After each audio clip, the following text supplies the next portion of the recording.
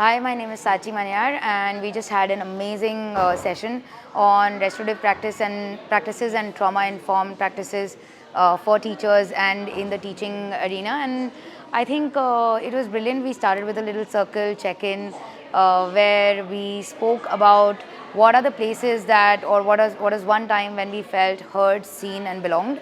After which I shared some of my experiences, and they shared their experiences of classroom.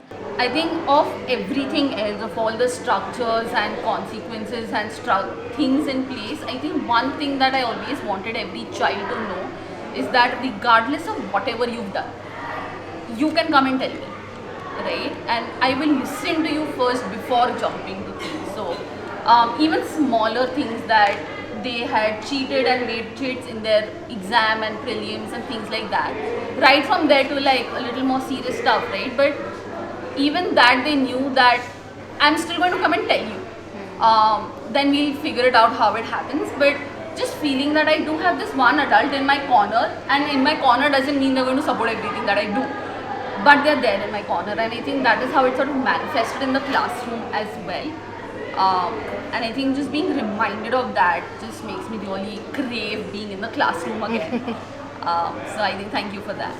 Wasn't able to experience the power of this space, but I think something that I've learned over time from everything that I've heard and what I've seen work in my experience of being an educator is, I think just showing up and showing up consistently with patience, with belief and with kindness. I think that's one. I think we really underestimate how consistently showing up can matter to a child. Sitting with me, one is just the punishment versus consequence and making that as clear at an individual level. I think the other is the importance of that consistent alternate experience, right? So the classroom as a forest versus a factory is what I'm thinking of. And I think the third is what you said, right? These are complex experiences and emotions that the kids are having, so we don't have to oversimplify it in how we engage with a child. I think just talking the way you normally would will often get more out there. So. But there are out there so much people are suffering with so many things. Even our kids, like when we see them, we say, there's nothing wrong with them. Like they're all everyday happy. But maybe behind there are so many problems going and we never know that. So so I believe that as you said, that everything we can conquer by love. So if we show them love and appreciation, like that one gratitude every day, like a hug even a hug helps our kids. Like I'm working with a very small kids, but they really feel very happy and they just wait when our didis will come, and then to hug us. So that's really very nice to see that.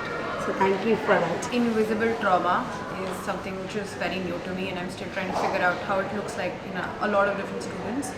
So, and myself also, because at the end of the day, how I feel is going to translate in my classroom, and that's not a very good vibe to have.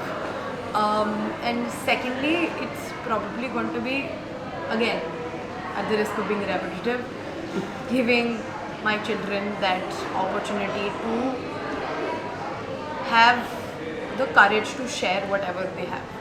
One thing that stands out to me is asking them what happened.